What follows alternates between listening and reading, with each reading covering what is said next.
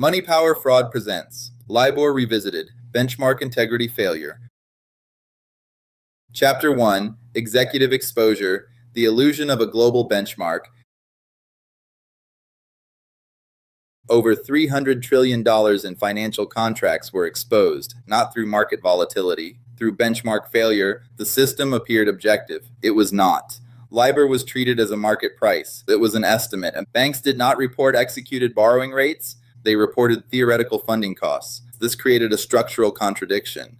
Price discovery without transactions. The benchmark governed global finance, derivatives, loans, mortgages, even sovereign funding structures, yet the underlying data was unverifiable and discretionary. The system depended on honesty, not enforcement. That assumption failed. The underlying mechanism was simple. Submissions came from a panel of major banks. Each bank estimated its unsecured borrowing rate across multiple maturities. These estimates were aggregated. Outliers were removed. The result became the global reference rate. But no transaction validation existed, no requirement to prove funding costs. This created a controllable input layer. Small changes in submissions produced large financial consequences because exposure scaled across trillions. Incentives were embedded inside the system, not external to it. Traders held positions tied to LIBOR movements. Profit depended on rate direction. Submission control created influence. Influence created opportunity. This is where the system fails. The benchmark was assumed to reflect reality. It reflected incentives. Liquidity conditions were not measured. They were interpreted, and interpretation could be adjusted. The system appeared stable. It was not, because stability depended on truthful reporting, not structural integrity. This breakdown follows three layers: how the benchmark was constructed, how incentives distorted submissions, and why failure became inevitable. Chapter 2, Benchmark Design, How LIBOR Was Supposed to Function. LIBOR defined the cost of unsecured interbank borrowing across major global currencies. It was published daily, across multiple maturities, overnight, 1 month, 3 months, 12 months. Each rate represented expected funding cost, not executed trades. That distinction mattered. A panel of major banks submitted inputs, selected for market relevance. Each bank answered one question: at what rate could you borrow funds? Not what you did borrow, what you could borrow. Under normal market conditions, these submissions were collected centrally by the benchmark administrator. The highest and lowest estimates were removed to reduce outliers. The remaining values were averaged. This became LIBOR, a single number used globally. The system assumed dispersion would be limited and honesty would dominate inputs because deviation would be visible. But that assumption was flawed. There was no requirement for trade verification, no transaction evidence. Submissions were based on judgment, not execution. This introduced subjectivity, and subjectivity introduced risk. The benchmark was treated as market truth, but it was constructed opinion. This created a structural gap between reported cost and actual funding conditions. In stable markets, this gap was small, often ignored, but under stress, it widened significantly. The system depended on consistent methodology across all panel banks, but methodologies varied internally. Some relied on models. Others relied on internal estimates. Few relied on actual borrowing data because activity was limited. Interbank lending was not always active, especially in stressed environments, which meant inputs became less anchored and more discretionary. This is where the benchmark weakens. A rate used to price trillions was not grounded in transactions, it was grounded in assumption. An assumption can be influenced. The design prioritized continuity, not accuracy. Daily publication mattered, even without underlying trades. So the system continued, regardless of data quality. This created artificial stability. The benchmark always existed, even when the market did not. That disconnect mattered because downstream systems relied on it. Risk models, valuations, collateral agreements, all anchored to LIBOR.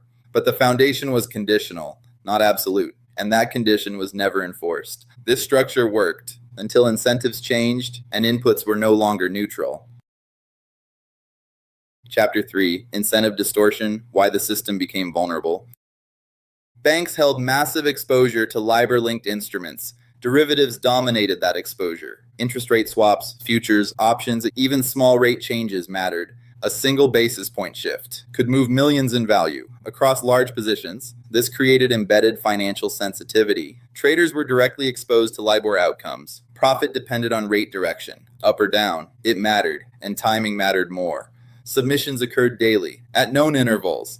This created predictability. and predictability created opportunity. Traders recognized the linkage between submissions and positions. They did not control the market, but they could influence the input. That distinction mattered. Requests were made internally between traders and submitters. Adjust the rate slightly, higher or lower, depending on exposure. These adjustments were small, often fractions of a basis point, but scale amplified impact. Because contracts were enormous, this is where incentives shift from accuracy to profitability. The benchmark was no longer neutral. It became a variable to optimize, not measure. This distortion was not isolated, it became normalized across desks, across institutions. Submission influence became routine, not exceptional, but incentives extended beyond trading.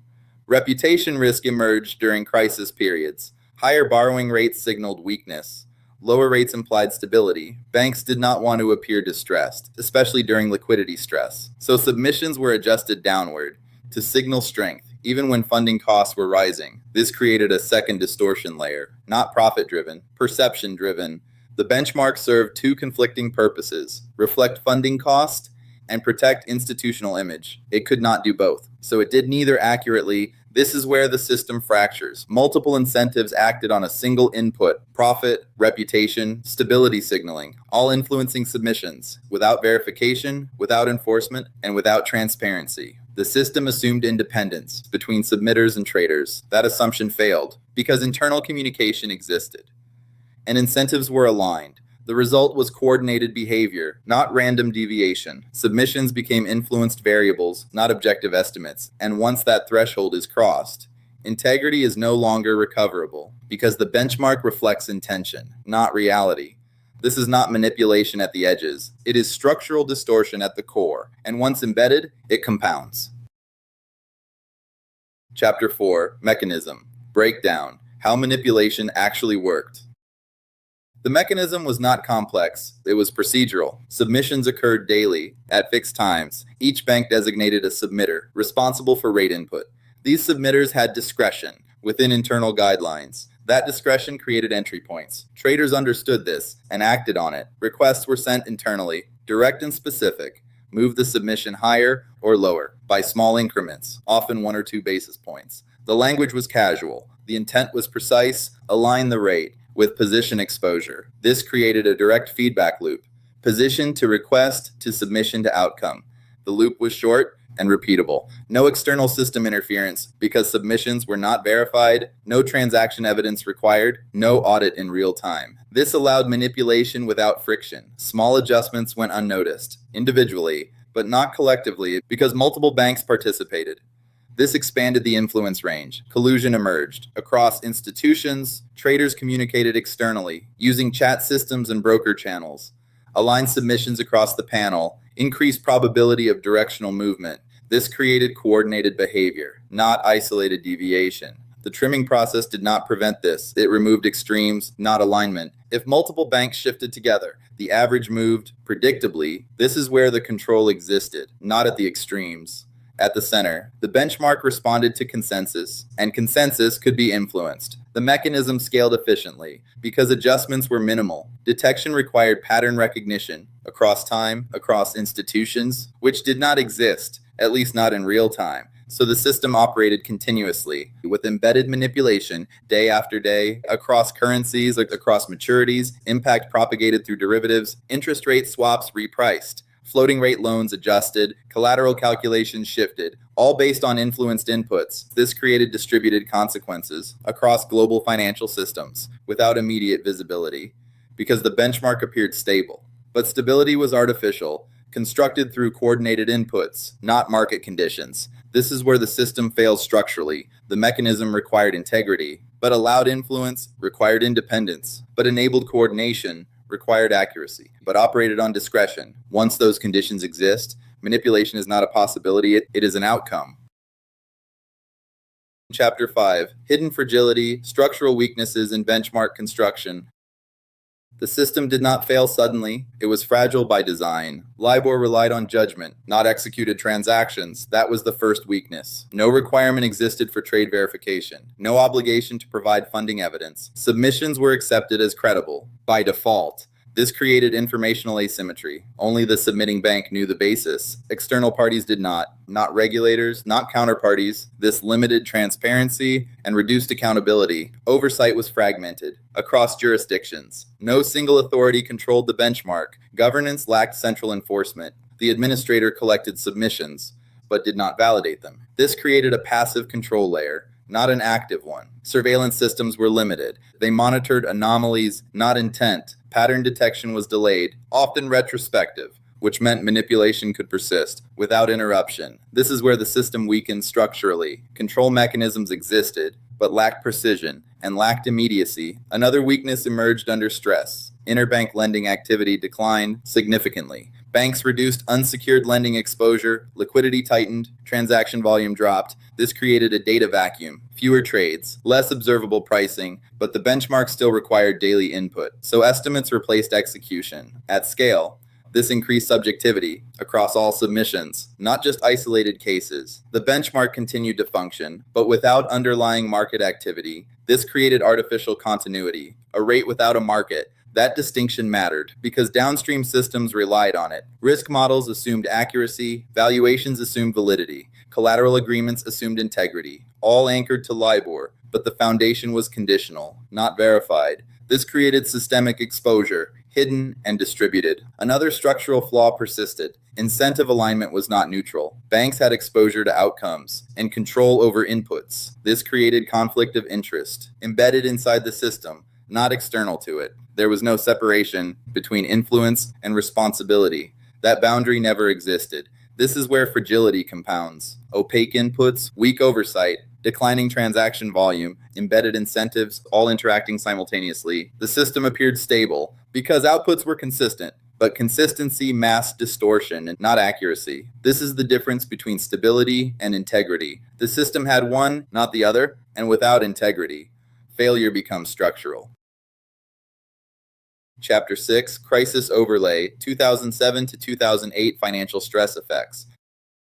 The system was stressed, not by design, by environment. Interbank lending began to contract rapidly. Liquidity conditions tightened across global markets. Banks stopped trusting each other. Unsecured lending declined significantly. That mattered because LIBOR depended on that market, but the market was disappearing. Fewer transactions occurred at meaningful scale, which meant fewer real price signals, but the benchmark still required daily input. So estimates replaced execution across the entire panel, not selectively, system-wide. This increased uncertainty. What rate could a bank borrow at? No one knew. Because borrowing itself was constrained, this is where the distortion accelerates. Higher borrowing costs implied risk and potential instability. Banks avoided signaling that risk. They suppressed submissions artificially to appear stable. Even as funding conditions deteriorated, this created divergence between reported rates and actual market stress. The spread widened significantly, but the benchmark did not reflect it because inputs were controlled. This created a false signal. Markets appeared more stable than they were. Risk models absorbed that signal incorrectly. Valuations relied on it. Collateral frameworks used it, all based on distorted inputs. This propagated mispricing across financial systems at the worst possible time. During systemic stress, this is where the failure becomes dangerous, not just inaccurate, but misleading. The benchmark masked liquidity risk instead of revealing it, and that inversion mattered because decisions were based on it. Capital allocation, risk assessment, counterparty exposure, all influenced by LIBOR. But LIBOR no longer represented reality. It represented controlled perception. The system appeared functional because the number existed, but the underlying market did not. This created artificial continuity in a collapsing environment, which delayed recognition of systemic risk. This is where the system fails under stress, not when inputs are wrong, when they are directionally misleading at scale, because at that point, the benchmark is no longer a measurement tool, it becomes a distortion mechanism. And once that occurs, correction is no longer gradual, it is forced. Chapter 7, Trigger Event, Exposure of Manipulation. The system did not collapse on its own. It was exposed. Initial signals were subtle. Rate patterns did not align across institutions. Submissions clustered unnaturally, more than expected, especially during stress periods. Analysts began to question consistency. Why were borrowing costs stable when liquidity was deteriorating? That contradiction triggered scrutiny. Regulators initiated inquiries focused on submission behavior. Data was reviewed historically. Patterns emerged. Not random deviation, structured alignment across multiple banks. This raised a critical question. Was the benchmark being influenced? Investigation expanded. Internal communications were requested, emails, chat logs, recorded messages. This is where the system breaks open. Requests were documented, explicit, repeated. Move the rate higher or lower based on trading positions, not funding conditions. Submitters acknowledged requests and adjusted inputs in coordination across desks, across institutions. This confirmed intent, not error, not misjudgment, deliberate influence. The mechanism was no longer theoretical. It was operational and recorded. This shifted the narrative from suspicion to evidence. Regulatory focus intensified. Multiple jurisdictions became involved. Because the exposure was global, the benchmark impacted multiple markets simultaneously. Enforcement actions followed, but the damage was already done. Trust in the benchmark collapsed, not gradually, immediately, because credibility depends on integrity, and integrity was compromised. This is the trigger point, not the manipulation itself, but its confirmation. Once proven, the system cannot revert, because confidence is not recoverable in its original form. This is where the benchmark fails publicly, not when it is distorted, when that distortion is revealed at scale across institutions with documented intent. At that point, the system is no longer questioned, it is invalidated. Chapter 8: Collapse of Credibility, Legal and Financial Consequences. Once exposed, the response was immediate and global. Regulators moved across jurisdictions simultaneously. Investigations expanded rapidly. Major banks were implicated, not one, multiple. This confirmed systemic involvement. Fines were imposed at scale, billions in aggregate penalties, and across institutions. These were not symbolic. They were punitive, designed to signal severity. But financial penalties were only one layer. Criminal investigations followed. Individuals were charged, traders, submitters. In some cases, convictions were secured. This shifted accountability from institutions to operators. Civil litigation expanded. Counterparties challenged contracts. If the benchmark was manipulated, were agreements valid? That question spread globally across derivatives markets, interest rate swaps, loan agreements, structured products, all linked to Libor. This created legal uncertainty. At scale, valuations were questioned, historical pricing came under review, losses were recalculated, disputes increased across financial institutions. This is where consequences propagate beyond fines into system operations. Confidence collapsed, not just in Libor, but in benchmark construction broadly. If one could be influenced, others could as well. This expanded the scope of concern from a single rate to systemic integrity. Market participants adjusted behavior, risk frameworks were reassessed, benchmark reliance was questioned internally.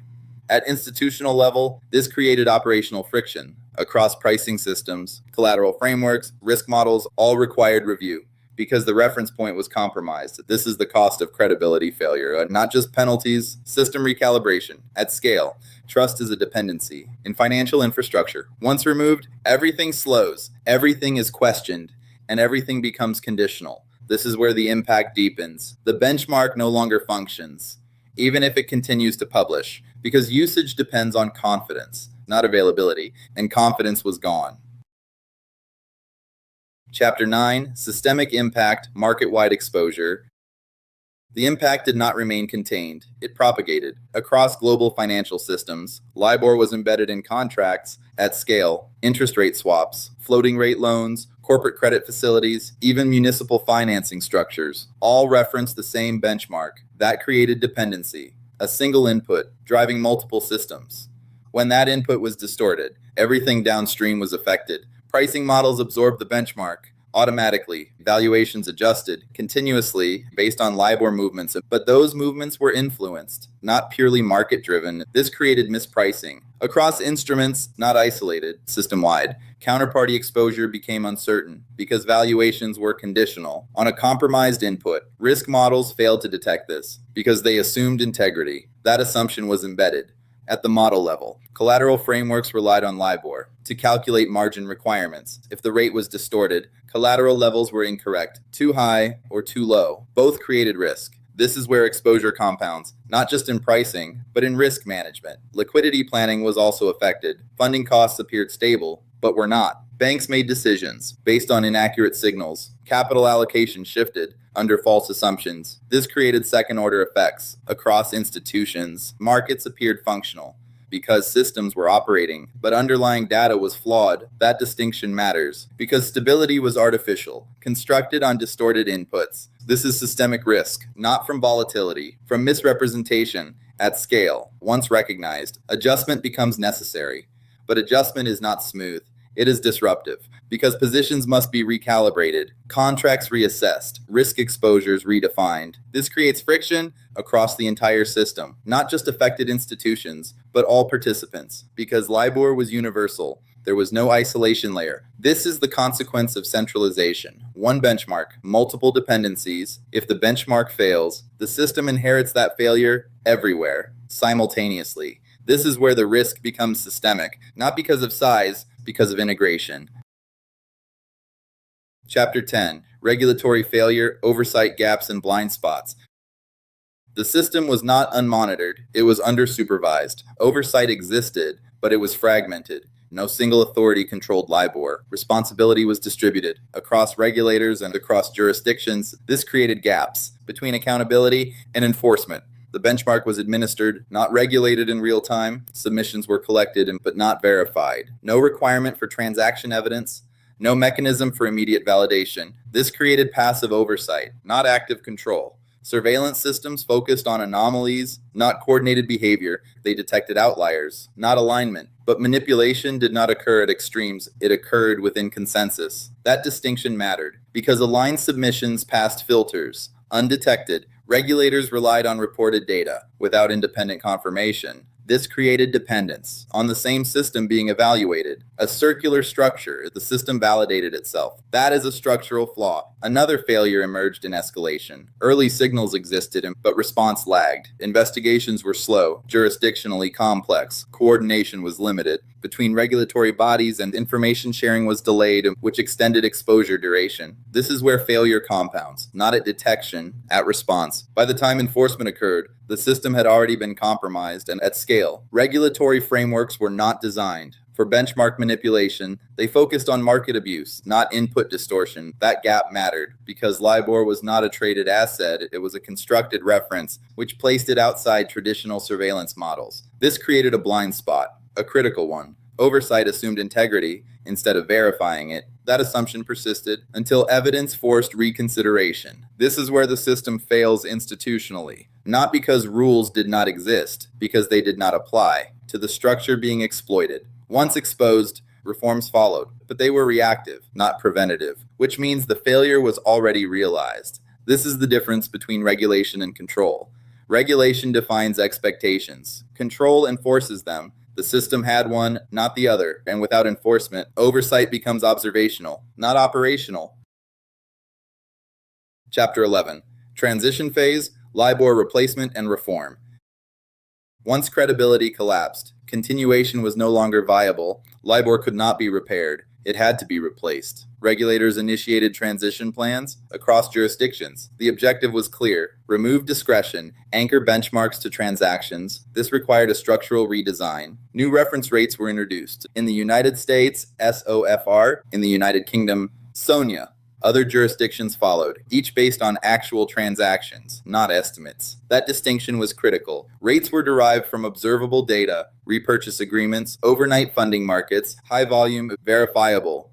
This reduced subjectivity and limited manipulation pathways because inputs required evidence, not interpretation. But transition created complexity. Legacy contracts remained. Trillions in exposure still referenced LIBOR. These contracts required modification. Fallback provisions were introduced to define replacement mechanisms, but not all contracts included them. This created legal uncertainty. At scale, renegotiation was required across institutions, across counterparties. Operational systems required updates. Pricing models were recalibrated. Risk frameworks adjusted. Collateral agreements rewritten. This was not a simple substitution. It was a system migration under active market conditions. This introduced execution risk. During transition, market participants adapted gradually. New instruments referenced alternative rates. Liquidity shifted over time, from LIBOR to replacement benchmarks. But transition required coordination across global markets.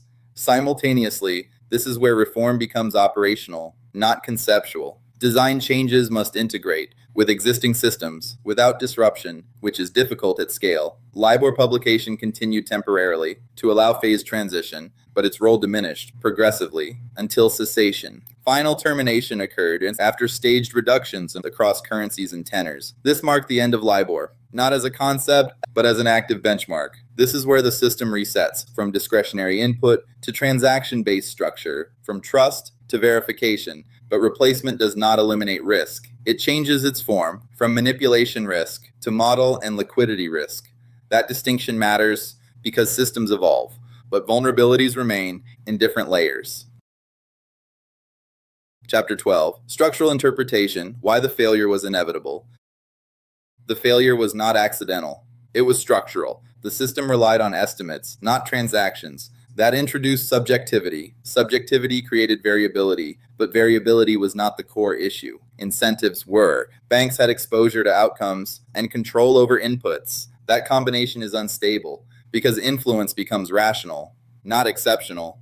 The benchmark required independence. Between submission and exposure, that independence did not exist. Internally, traders and submitters interacted regularly, incentives aligned toward outcome control, not accuracy. This created embedded distortion at the input level. Another condition reinforced this. No transaction verification, no requirement for evidence. This removed friction from manipulation. If inputs cannot be verified, they can be adjusted without immediate consequence. This is a structural vulnerability, not an operational error. Oversight assumed integrity instead of enforcing it. That assumption scaled globally, across institutions, across markets. This created systemic exposure because the benchmark was central, not peripheral. It influenced pricing, risk, collateral, valuation, all dependent on a single rate. That rate was constructed, not observed. This is where inevitability forms. High financial stakes, low verification, direct incentive alignment, centralized dependency, all present simultaneously. Failure is not a possibility. It is an outcome.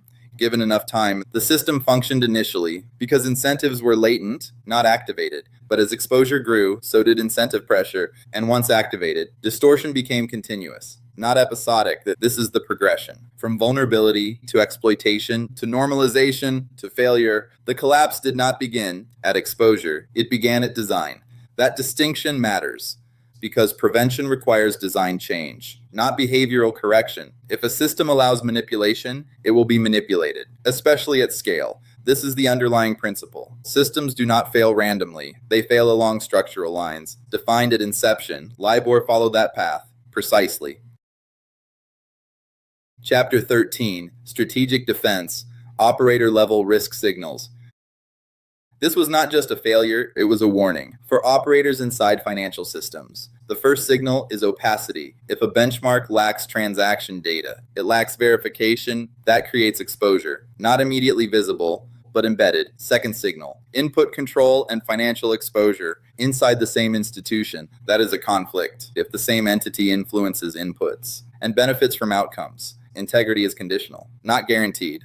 Third signal: stability during stress. If markets are volatile, but benchmarks remain stable, that divergence matters. It indicates suppression or misrepresentation. Fourth signal: lack of centralized oversight. If no authority enforces validation, then enforcement does not exist, only expectation. And expectation fails under pressure. Fifth signal: dependence concentration. If multiple systems rely on one benchmark, risk is amplified because failure propagates instantly across all dependent structures. This is systemic exposure, not isolated risk.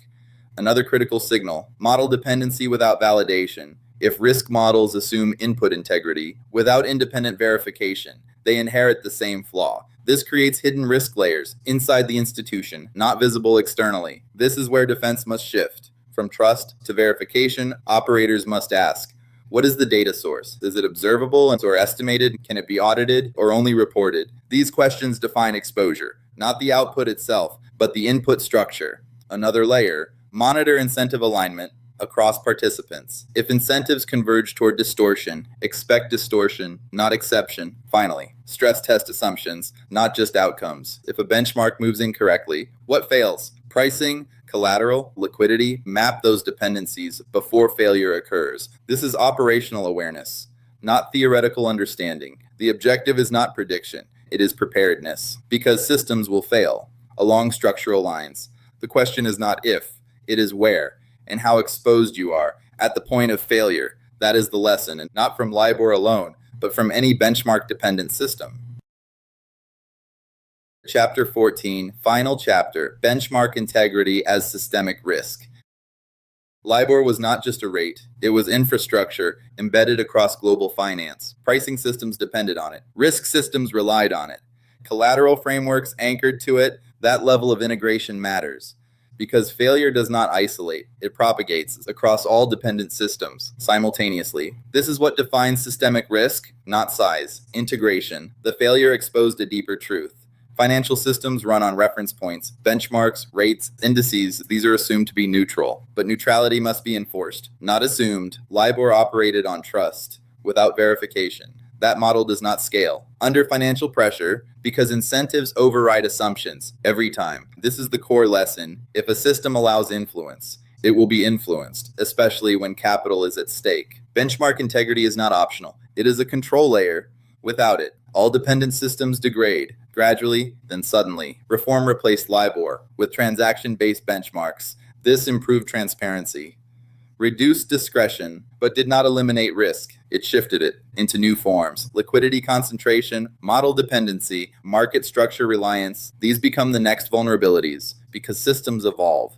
But incentives remain constant. This is where operators must focus, not on the benchmark itself, but on its construction, its data sources, its governance, its incentive structure, because that defines integrity, not the output, but the process behind it. This is the distinction between appearance and reality. LIBOR appeared stable. It was not. That gap created systemic exposure at global scale, and once exposed, correction was not optional. It was forced. This is how financial systems reset, through failure, not optimization, which means the objective changes from trust to structural verification, from assumption to enforced transparency, because the next failure will not look identical, but it will follow the same pattern. Incentive misalignment, opacity, centralized dependency. Recognize those conditions, and the system becomes predictable. Ignore them, and failure becomes inevitable.